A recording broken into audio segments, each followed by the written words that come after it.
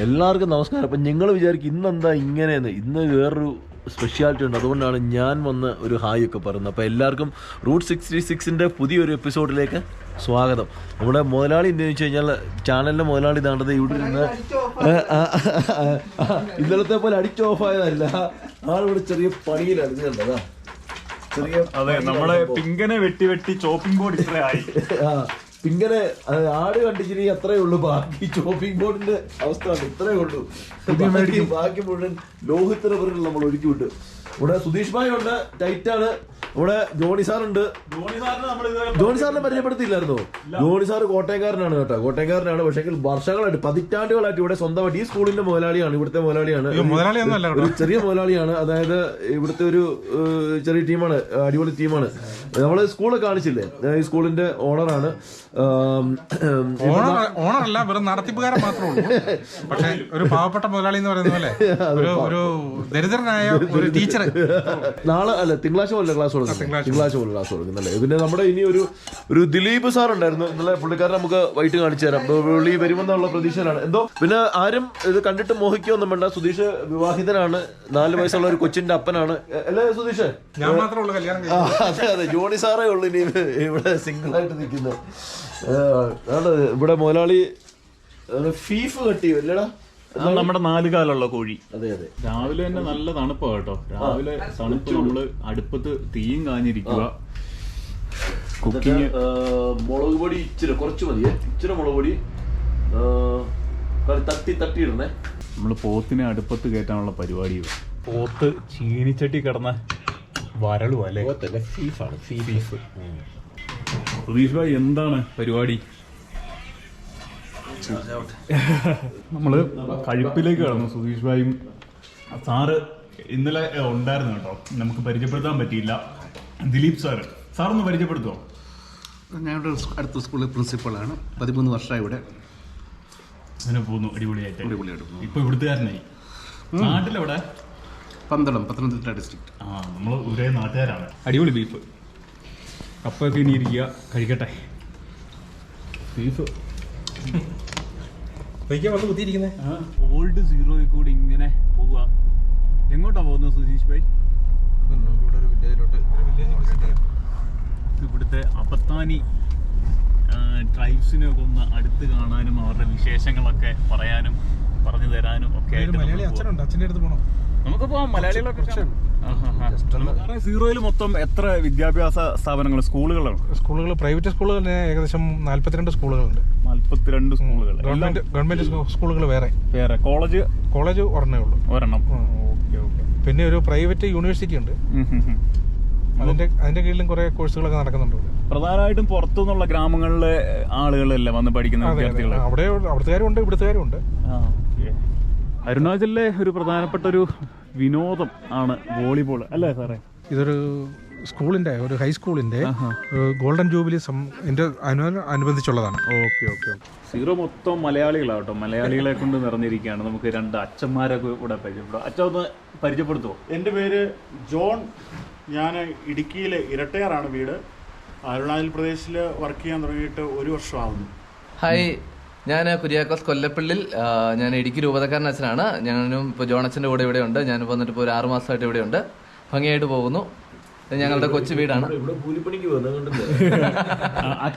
അച്ഛന്മാരാണ് കേട്ടോ ഇവിടുത്തെ പരിപാടികളൊക്കെ ഫുള്ള്. ഞങ്ങൾ ഇന്ന് 2 ദിവസമായിട്ട് കുറച്ച് പണികളൊക്കെ ആണ്, ഇച്ചിരി പെയിന്റിങ്ങും കാര്യങ്ങളും. അതുകൊണ്ടാണ് അത്രയും ക്ലിയർ ആയിട്ട് കാണത്തില്ലല്ലോ, വളരെ വ്യക്തമായിട്ട് കാണും. അതുകൊണ്ട് ഞങ്ങളിങ്ങനെ പണികളിലൊക്കെയാണ്, നന്നായിട്ട് പോകുന്നു. യെസ്. അച്ഛൻ എൻ്റെ സ്കൂളിൽ വന്ന ഒരാഴ്ച ഒരു ക്ലാസ് ഒക്കെ എടുത്ത് പിള്ളേർക്ക് ഒരു മോട്ടിവേഷൻ ക്ലാസ് ഒക്കെ കൊടുത്തായിരുന്നു. ഇവരും ഇവിടുത്തുകാരായി കേട്ടോ. ആ ഒരു സെറ്റപ്പ് നമ്മൾ നാഗാലാൻഡിലൊക്കെ കണ്ട അതേ സെറ്റപ്പ്. ഒരു വ്യത്യാസം എന്ന് പറയുന്നത് അവിടെ നമ്മൾ മിഥുനർച്ചി കണ്ടു, ഇവിടെ പഴത്തൊലി കണ്ടു. ഈ പഴത്തൊലി അവര് കഴിഞ്ഞ ദിവസം ഒരു വീട്ടുകാർ വന്നപ്പോൾ ഇവിടെ ഇട്ടിട്ട് പോയതാ. അവര് പഴം കൊണ്ടുവന്ന് അവർ പഴം കഴിച്ചിട്ട് അവര് പറഞ്ഞു അത് ഉണങ്ങി കഴിയുമ്പോൾ ഞങ്ങൾക്ക് തരണം എന്ന് പറഞ്ഞു. അവർ ഇതുകൊണ്ട് ചമ്മന്തി അരയ്ക്കും, അതിനുവേണ്ടിയാണ്. എന്തോ ഒരു ചട്നി ഉണ്ടാക്കുന്നുണ്ട്, അതിനുവേണ്ടിയാണ് അവരിത് ചെയ്യുന്നത്. ഇതൊക്കെ വീടുകൾ തന്നെയാണോ? ഓക്കെ.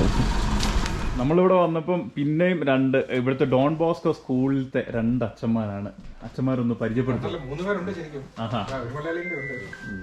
എൻ്റെ പേര് ഫാദർ വർഗീസ്. ഞാൻ കൊല്ലം ജില്ലയിൽ നിന്നാണ്.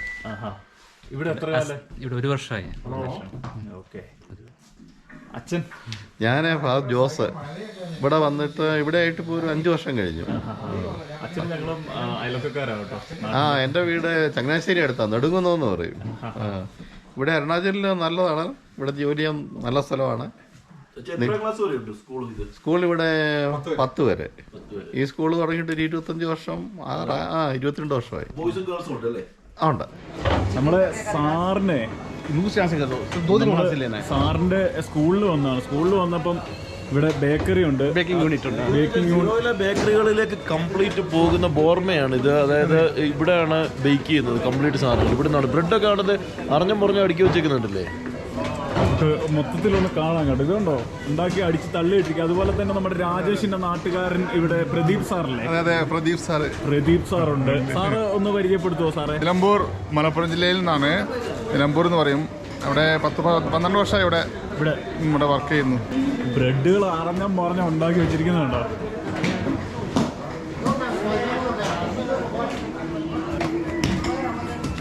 തൂക്കിയിട്ടല്ലേ ഇതിന്റെ കൈക്കകത്തോട്ട് ഇടുന്നത്? വലിയ ബ്രെഡ് 400 ഗ്രാമും ചെറിയ ബ്രെഡ് 300 ഗ്രാമുമാണ്.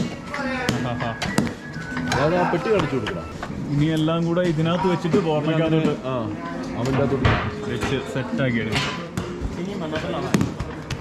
വൻ സെറ്റപ്പാ കേട്ടോ, നല്ല അടിപൊളി സെറ്റപ്പ്. സീറോയെ സംബന്ധിച്ച് ഇവിടുത്തെ ഒരു സെറ്റപ്പ് സ്ഥലം തന്നെയാണ്. ഇത് പാക്കിംഗ് പരിപാടി വളരെ വൃത്തിക്കാ സംഭവമേ. അതായത് ആവശ്യമില്ലാണ്ട് കൈ തൊടുകയോ അങ്ങനത്തെ ഒരു പരിപാടിയില്ല. സംഭവം വളരെ ഡീസൻ്റ് ആയിട്ട്. അതുകൊണ്ട് തന്നെ ഈ സിറോയിൽ വരുന്നവർ ഈ സ്കൂളൊന്നും വന്ന് കാണും കേട്ടോ. സാധാരണ ഒരു സ്കൂളല്ല ഇത്, ഭയങ്കര വൈബ് സ്കൂളാണ് ഇത്. ഫ്രോണ്ടിയർ സ്കൂൾ കാണിച്ചു തരാം കേട്ടോ. സ്കൂളിൽ നമുക്ക് അവിടെ നിന്ന് പറഞ്ഞാൽ മതി സാർ. ഇതാണ് ഇവിടുത്തെ അവനിപ്പോ വർക്കിംഗ് അല്ല, മറ്റേതും വർക്കിംഗ് അല്ല. ഇന്നിപ്പോ ഇതിനെല്ലാം റെഡിയാക്കിയിട്ട് വേണം അവനകത്തിട്ട് തള്ളാനായി. ഈ കാണുന്നതാണ് നമ്മുടെ ദിലീപ് സാറിന്റെ സ്കൂള്, ഫ്രോണ്ടിയർ സ്കൂൾ. നമ്മൾ ഇച്ചിരി പറഞ്ഞില്ലേ കിടിലം വൈബുള്ള സ്കൂൾ. ഇത് പുറയുന്ന തന്നെ നോക്കി ഒരു എന്നാ പറയുന്ന ഒരു കിടുക്കൻ സെറ്റപ്പ്, അന്യായ വൈബാണ്. ഞാൻ പറയായിരുന്നു ഇവിടെയൊക്കെ 1 വർഷമെങ്കിലും ഒന്ന് പഠിക്കണം. അമ്മാതിരി നൊസ്റ്റാൾജി ആയിരിക്കും അത്. ഇതിനകത്തൂടെ ആദ്യത്തെ കാര്യം സ്കൂളിൽ വന്നു കഴിഞ്ഞാൽ സ്കൂളിനകത്തെ വഴി പഠിച്ചെടുക്കാൻ 1 മാസം എടുക്കും മിനിമം. മാപ്പൊക്കെ ഉണ്ടാക്കി സംഭവം റെഡിയാക്കി കൊടുക്കണം. എന്നാലേ ഇവിടെ ജോലിക്കാണെന്നൊരു തന്നെ ഒരു രക്ഷയില്ല. വൈബ് എന്ന് വെച്ച് കഴിഞ്ഞാൽ അമ്മാതിരി ഇങ്ങനെയൊക്കെയുള്ള സ്കൂളിൽ ഒന്ന് 1 വർഷമെങ്കിലും ഒന്ന് പഠിക്കണം. 5ാം ക്ലാസ് ഇത് 12ാം ക്ലാസ് വരെയുള്ള സ്കൂളാണ്. എത്ര പേരാ സാറേ സ്കൂളിൽ പഠിക്കുന്നത് മൊത്തം? 647 വിദ്യാർത്ഥികൾ പഠിക്കുന്ന വലിയൊരു സ്കൂള്. വിദ്യാർത്ഥികളുടെ പ്രിൻസിപ്പളാണ് പോകുന്നത്. ഇതാ നമ്മൾ ഇച്ചിരി മുമ്പേ പറഞ്ഞത്, ഇവിടെ ഒരു രക്ഷയില്ലാത്തൊരു ഭയങ്കര വൈബാ. നമുക്കൊരു വീട് ഫീൽ ചെയ്യും നമുക്ക് അല്ലേ. അത് ദിലീപ് സാറിന്റെ ഓഫീസാ കേട്ടോ ആ കാണുന്നേ. അത് പ്രിൻസിപ്പലിന്റെ ഓഫീസാണിത്. ക്ലാസ് റൂമുകളൊക്കെ അടിപൊളി. ഇതിനകത്തോടുള്ള വഴികളും തടി സ്റ്റെപ്പുകളും കുടിസ് വഴികളും ഒക്കെ ഒരു ഭയങ്കര വേറൊരു വൈബാണ്. A+B² അലക്സ് ഉത്തരം പറയൂ. A+B × A-B. സാറേ സന്ദീപിനോട് സാറേ A² + 2AB + അടിക്കും B². ശരിയാണോ? ശരിയായിരിക്കും. നമ്മളിപ്പം ഇത് കണ്ടോ, നമ്മുടെ സ്കൂളിലത്തെ ക്ലാസ് റൂമിലാണ്. ക്ലാസ് റൂം പ്രൊജക്ടറൊക്കെ വെച്ചിട്ട് എല്ലാം CCTV ക്യാമറാസ് ഉണ്ട്, പ്രൊജക്ടർ ഉണ്ട്, ഓഡിയോ സംഭവം ഉണ്ട്. ഓഡിയോയിൽ മെറ്റാലിക് എന്നൊക്കെ എഴുതിയിരിക്കുന്നത് വേറെ കാര്യം. പക്ഷേങ്കിൽ നല്ല ബോർഡാണെന്ന് വരിയിലും നമുക്ക് ചോക്കും കൊണ്ട് എഴുതാനുള്ളതുണ്ട്, മാർക്കറും കൊണ്ട് ചെയ്യാനുള്ളതുണ്ട്. നല്ല അടിപൊളിയായിട്ട് യൂസ് ചെയ്യാം. അല്ല ഇങ്ങനെ ഇതിലൊക്കെ ഇരുന്നിട്ടേ ഒരു നൊസ്റ്റാൾജിയ. ഇത് പക്ഷേ ഇവിടെ ഹോസ്റ്റലുണ്ട്, പെൺകുട്ടികൾക്ക് മാത്രമേ ഹോസ്റ്റലുള്ളൂ. അതിൻ്റെ കാര്യം എന്താണെന്ന് വെച്ച് കഴിഞ്ഞാൽ ഈ ആണുങ്ങളെ മേയ്ക്കുക എന്ന് പറഞ്ഞാൽ ഭയങ്കര പാടുള്ള, ഇവന്മാരെല്ലാം തലതെറിച്ച ടീംസ് ഇവിടെ ഉള്ളൂ. അത് കാരണം നിർത്തി പഠിപ്പിക്കുന്ന പരിപാടി പെൺകുട്ടികൾക്ക് മാത്രമേ ഉള്ളൂ. ഏതാണ്ട് 300-ലധികം പിള്ളേർ ഇവിടെ താമസിക്കുന്നുണ്ടെന്നാണ്. അതും LKG തൊട്ട് 5ാം ക്ലാസ് വരെയുള്ള നമ്മൾ ആദ്യം കണ്ടത്. ഇപ്പോൾ ഈ കാണുന്നത് 6 തൊട്ട് മേളിലോട്ട് 12ാം ക്ലാസ് വരെ. 5ാം ക്ലാസ് തൊട്ടല്ലേ ഉള്ളൂ ഇവിടെ? അപ്പം അത് ടീച്ചേഴ്സും എല്ലാം പുറത്തുനിന്ന് വരുന്നുണ്ട്. ഇപ്പം നമ്മൾ ബംഗാളിൽ നിന്നുള്ളവരെ കണ്ടു, അരുണാചലിൻ്റെ അങ്ങ് മേളിൽ നിന്നുള്ളവരെ, നാഗാലാൻഡിൽ നിന്നുള്ളവരെ കണ്ടു. ഇപ്പോൾ മലയാളീസ് ഇപ്പം ഞാൻ പറഞ്ഞില്ലേ നമ്മുടെ ദിലീപ് സാറൊക്കെ ആണെന്നവരിലും അപ്പോൾ എല്ലാവരും ഇവിടെ തന്നെ താമസിക്കുകയും കൂടെ ആകുന്നതുകൊണ്ട് കുഞ്ഞുങ്ങൾക്ക് ഈ വൈകിട്ട് സ്റ്റഡി ടൈമിൽ ഇപ്പം തന്നെ അവർ എക്സ്ട്രാ കോച്ചിങ് കൊടുക്കുന്നുണ്ട്. ചില പിള്ളേർക്ക് പഠിക്കും. CBSE ആണ് ഫോളോ ചെയ്യുന്ന സിലബസ്.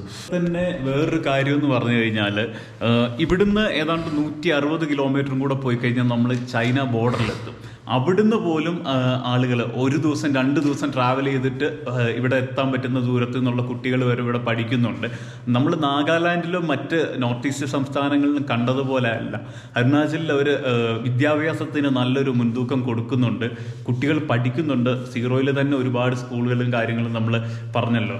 അതുപോലെ തന്നെ സീറോ എന്നുള്ള പേര് വന്നത് എങ്ങനെയാണെന്നുള്ളത് സീറോ നമുക്ക് ദിലീപ് സാറ് പറഞ്ഞു തന്നത്. സീറോ എന്ന് പറയുന്ന ഒരു സമതലമാണ്. സീറോ നമ്മുടെ ഇംഗ്ലീഷിലെ നമ്മുടെ അക്കങ്ങളല്ലോ 0 ഉണ്ടല്ലോ, അതിന് ഇംഗ്ലീഷിൽ സീറോ എന്നാണല്ലോ പറയുന്നത്. അപ്പം ആ സീറോയിൽ നിന്നാണ് ആക്ച്വലി ഇത് മൊത്തം ഒരിടത്തു നിന്ന് വിട്ടു കഴിഞ്ഞാലും കറങ്ങി തിരിഞ്ഞ് അവിടെ തന്നെ വരും. ഒരിക്കലും വഴി നമുക്ക് നഷ്ടപ്പെടത്തില്ല. അതായത് നമ്മൾ വഴി തെറ്റത്തില്ല എന്നാണ്. എങ്ങനെ കറങ്ങി തിരിഞ്ഞ് അവിടെ തന്നെ വരും. അപ്പം അതുകൊണ്ടാണ് സീറോ. ഇപ്പം ഇവർ ZIRO എന്നാണ് പറയുന്നത്, സീറോ എന്നാണ് പറയുന്നത്. പക്ഷേ ശരിക്കും ഇംഗ്ലീഷ് അക്ഷരം സീറോയിൽ നിന്ന് വന്നതാണെന്നാണ് സാറ് പറഞ്ഞത്. നമുക്ക് സീറോയുടെ കാഴ്ചകൾ അവസാനിക്കുന്നില്ല. നമുക്ക് നാളെ ബാക്കി ഇവിടുത്തെ ഗോത്ര വിഭാഗക്കാരെ അവരുടെ കാഴ്ചകളൊക്കെ കാണാം. ഇന്ന് ഒരുപാട് ലേറ്റായി.